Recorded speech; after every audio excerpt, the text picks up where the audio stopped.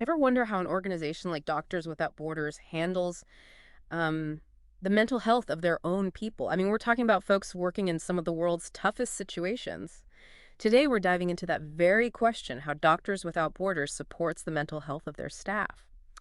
What's fascinating is how much MSF's their approach to this has really transformed over the years. It's not just about a few therapy sessions, right? It's about a much more fundamental shift in how they understand the well-being of their staff, Yeah. in a larger sense. Okay, so paint the picture for us. What was the attitude like toward mental health in those early days of MSF? Yeah. Like back in the 1990s? Imagine a time when even acknowledging trauma was rare. Really? MSF kind of operated with this almost romanticized view of humanitarian work where, pushing yourself to the limit was almost like a badge of honor. Okay, so a bit of a hero complex. Yeah, precisely. And any mental health support that existed back then was almost exclusively for the most extreme cases. How extreme are we talking here? Well, one psychologist from that era said that just being robbed on the road, like that wasn't even considered traumatic enough to warrant support. Kidnappings, on the other hand, Yeah. those are the main events they were dealing with. Wow, that's pretty intense. It really makes you appreciate, I guess, just how much our understanding of trauma has evolved even in recent decades. But it also makes you wonder how sustainable was that tough it out mentality for MSF in the long run? Yeah, that's the thing. It really wasn't.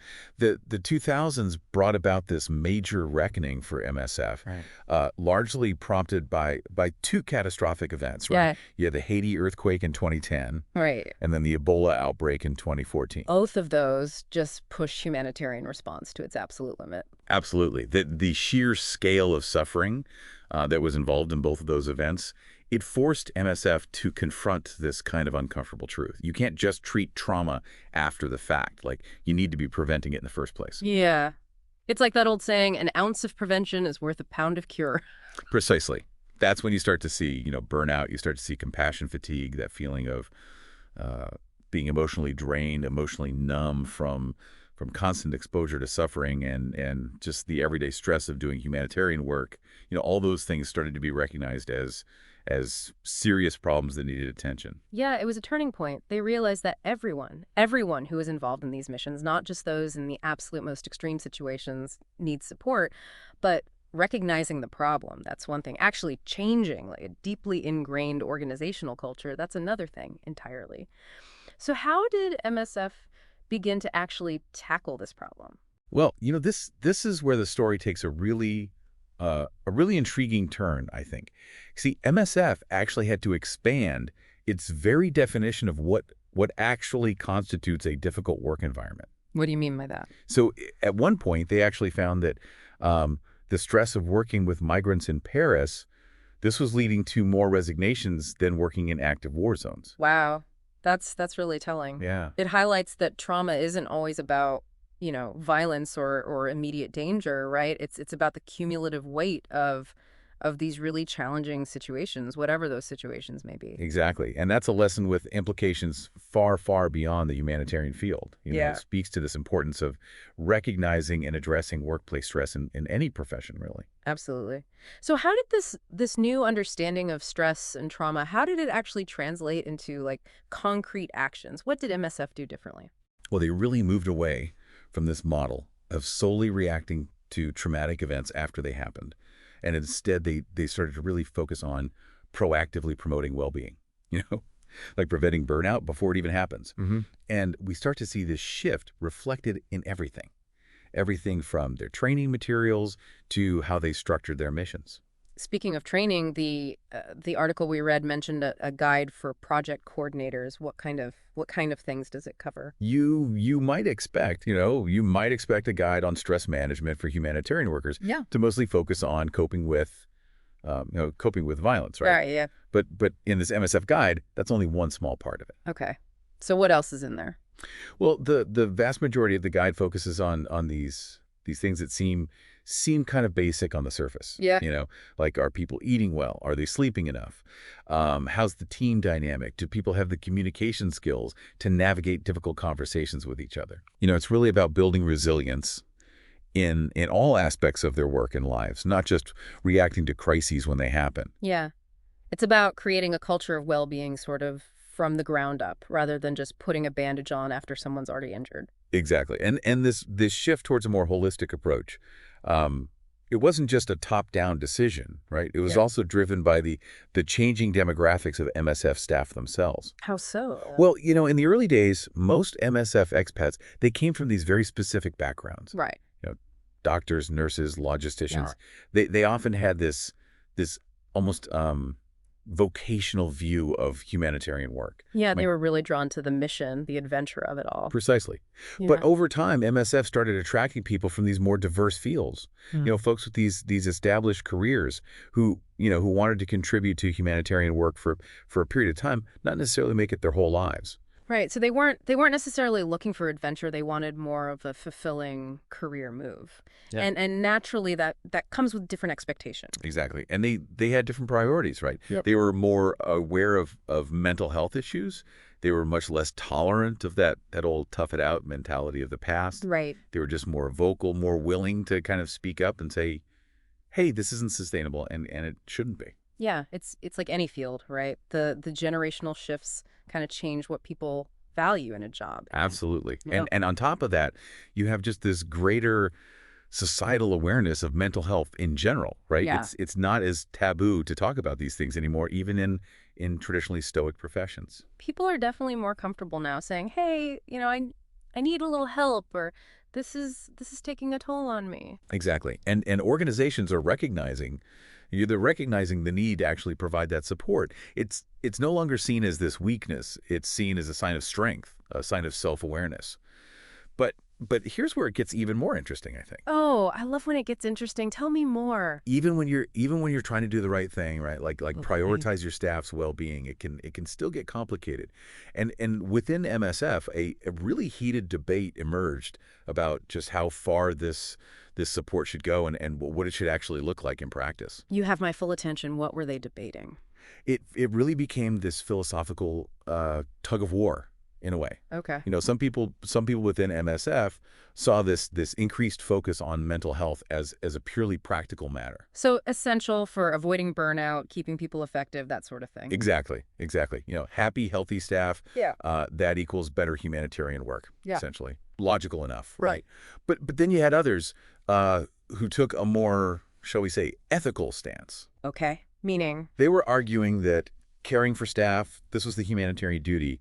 It was a core part of MSF's mission. If you're dedicated to alleviating suffering, well, that has to include your own people. So which side won that debate? Well, that's the thing. There wasn't like a clear winner. The article pointed out that this tension, right, between the practical and the ethical, it's something that MSF is honestly still navigating. Mm. And to make things even more complex, it wasn't just about how much support to provide, but also who that support was actually for. I think I see where you're going with this. You're talking about the local staff. Exactly. For a long time, there was this unspoken assumption, and not just in MSF, but in a lot of aid organizations, that local staff, often from the global south, were somehow used to suffering, Oh, wow. as if they had this built-in immunity to the emotional toll of this work. Yeah, that's a really problematic assumption, to say the least. Deeply so, and it's a stark reminder of how even organizations with good intentions can still perpetuate these really harmful biases. But to MSF's credit, they did recognize the need to move beyond those assumptions. Okay, good. So how did they actually start to address the needs of all their staff, international and local, in a more equitable way? Well, one major step was establishing more localized support systems. For example, MSF Belgium, they made their psychosocial services available to all staff, regardless of nationality or even their position within the organization. It was about recognizing that that support needs to be accessible to everyone, not just a select few. Makes sense. But even if those services are available, I imagine it can still be really difficult, maybe even intimidating for local staff to feel comfortable, confiding in someone from a completely different background. Exactly. And that's where dedicated psychological units became really, really crucial. Remember earlier we were talking about how some MSF sections were were basically outsourcing their psychological care. Right, bringing in therapists from outside the organization. Yes, exactly. But as MSF started to really recognize, the importance of culturally sensitive mental health support, they started to establish their own dedicated psychology units. Okay. And these units were staffed with professionals who understood the nuances of the humanitarian Yeah. sector, but also, the local context as well. So instead of having a therapist in like Geneva trying to relate to a local staff member in, South Sudan, you have someone who's right there on the ground who understands the culture, the language, the specific challenges that they're facing. Exactly, exactly. So, for instance, MSF Belgium, they opened centers in places like Amman, Dakar, Nairobi. And importantly, they made a point of employing psychologists who actually spoke the local languages and who could incorporate those cultural considerations into their practice. That's huge. I mean, it's one thing to say that you're committed to supporting all your staff, but to actually invest in these localized, culturally sensitive resources like that shows they're really putting their money where their mouth is. It's about recognizing that, effective mental health support, it doesn't look the same everywhere. And these units, they not only benefit the local staff, but it can also serve as this resource for neighboring countries as well, right? Where mental health infrastructure might be even less developed. Yeah, it's like this ripple effect of positive change spreading outward.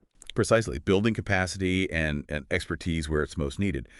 But, as you can imagine, simply having resources available, it doesn't mean that people are going to automatically use them, especially given, the historical context that we've been discussing. Right, you still have that lingering stigma around mental health to contend with. Yeah, and it's not just about stigma either. A lot of local staff, they have their own beliefs and practices around mental health, some of which, might not view seeking formal psychological help as the norm. So it becomes about bridging that gap, right? Like respecting those existing beliefs, but also trying to create the space where seeking help is seen as this sign of strength, not a weakness. Absolutely. And the article highlights how MSF actually tackled this very issue.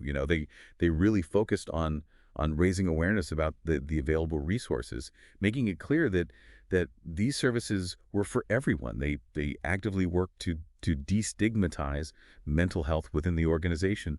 They even began conducting outreach, proactively checking in on staff members who were working in these particularly stressful contexts. That's a really important shift, I think, moving from reactive support to more proactive support. But it sounds like there were still like some bumps along the way, right? Didn't MSF find that their psychology units were actually getting overloaded with requests that weren't really even related to their core function? Yeah, you're right. You're right. They discovered that sometimes other departments would refer issues to the psychology unit that weren't really about an individual's mental health needs, but more about, like systemic organizational problems. Give me an example. Like what kind of issues were they seeing? So imagine a project that's constantly understaffed, or a team where the communication is just completely broken down. Right. These are organizational problems, right? But they can certainly impact individuals' well-being, right? Yeah. Leading to stress, burnout, all of that. Right, but you can't just send in a therapist to fix a broken system. Exactly. And to their credit, MSF recognized that. They realized they needed to more clearly define the role of their psychology units. Other departments, they had to take responsibility for actually creating a healthier work environment. It wasn't just going to fall on the shoulders of the psychologists. So it became about finding a balance, right? Like ensuring that individuals had access to mental health support when they needed it, but also addressing those systemic issues that were contributing to burnout in the first place. Precisely. Yep. And this realization, it actually led to some really interesting discussions within MSF about managing workload, about communication, about intercultural sensitivity within their teams. Right. They started to understand that sometimes the best way to support mental health is to actually prevent the problem from arising in the first place. Which makes a lot of sense. So it seems like MSF's journey to better support their stats, mental health has really been this process of constant evolution. They've had to confront their own biases. They've had to adapt their approach based on what they were learning. But did it lead to any lasting change? Like, did they manage to actually create a more supportive, mentally healthy environment for their staff? That's the million-dollar question, and it's what we're going to be unpacking in the final part of our deep dive. Yeah. MSF's story is far from over. There are still challenges, but there are also incredibly valuable lessons to be learned from their experiences. Lessons that I think are really relevant for any organization, regardless of their field or their size. Well, I am definitely eager to hear more about those lessons. Listeners, we'll be right back to wrap up this deep dive into the complexities of humanitarian work and the importance of caring for those who dedicate their lives to helping others. And we're back for the final part of our deep dive into how Doctors Without Borders, MSF, has really grappled with this whole issue of staff mental health. And we've seen this incredible evolution, right, from that old tough it out mentality to a much more, well, holistic and culturally sensitive approach. But the big question I think that still remains is, did it work? Well, it's kind of like trying to turn a giant ship, Yeah. creating lasting change in an organization as vast and complex as MSF. It's a journey, right? It's not a quick fix. They've made progress for sure, but challenges definitely remain. Yeah. It's kind of like that saying, 2 steps forward, sometimes a half step back. What makes it so hard, even when the intentions are good? Well, think about it, right? You can have these amazing policies in place on paper, but translating that into real change on the ground and all these different contexts where MSF operates, I mean, that's incredibly difficult. Yeah, it's one thing to have a stress management handbook, right? It's another thing entirely to actually live by it when you're in a chaotic, understaffed clinic in the middle of a conflict zone. Precisely. Yeah. And you have all these different sections of MSF, right? With their own leadership styles, their own workplace cultures, their own understandings of mental health. Getting everyone on the same page, that's no small feat. Like herding cats, maybe. Yeah. Or maybe more like conducting an orchestra where each musician is playing from a different score, at least initially. But it highlights this need to move beyond just these top-down directives, right? You need open communication where staff feel safe, raising concerns, contributing to solutions. So it's less about, telling people what they need and more about giving them the space to kind of articulate those needs themselves, knowing that they'll be heard. Exactly. And that requires a huge cultural shift, right? Because remember, for a long time, needing help, I mean, that was seen as weakness. To really build a truly mentally healthy workplace, you need trust, you need openness at every level. Which takes time. You can't just flip a switch and suddenly everyone's, comfortable talking about burnout and those sorts of things. It's like tending a garden, really. You plant the seeds, right? You water them, but you got to weed out the harmful growth, right? And make sure the environment is right for long-term health. It takes this constant nurturing. This has been such an insightful conversation. As we wrap up here, what are the biggest takeaways for you from MSF's experience? Anything our listeners can maybe apply to their own workplaces, even if they're not, in humanitarian aid specifically? Absolutely. First, I think caring for people, whether it's those you serve or your own colleagues, it means constantly learning, adapting, and questioning your assumptions. What worked in the past might not be working now. Being open to new ways of thinking and doing things. Yes, and having the humility to acknowledge what you don't know, right? Yeah. To actually learn from mistakes. That's how real growth happens. It's a very human process, isn't it? Making mistakes, course correcting, trying again. Absolutely. And then the second takeaway I would say is that, supporting well-being, it's not just the right thing to do, it's also the smart thing to do. When people feel valued, when they feel supported, I mean, they're more engaged, they're more resilient no matter what the job is. Yeah, happy, healthy people make for a stronger organization overall. Precisely. And that's true whether you're running a hospital, a tech company, or or yes, even a global humanitarian organization like MSF. So listeners, wherever you are on your own journey of building a mentally healthier workplace, remember it's a process, right? It's not an endpoint. Be kind to yourselves, challenge the status quo when you need to, and never underestimate the power of listening to and supporting those around you. Well said. And on that note, we'll leave you with this. If an organization dedicated to alleviating suffering, right, like MSF, if they're still figuring this out, it just shows how much work still needs to be done, I think, in other fields, in our communities, in our own lives. It's something to ponder as we all navigate the complexities of the world. It certainly is. This has been a truly thought-provoking deep dive. Until next time, keep learning, keep questioning, and keep the conversation going.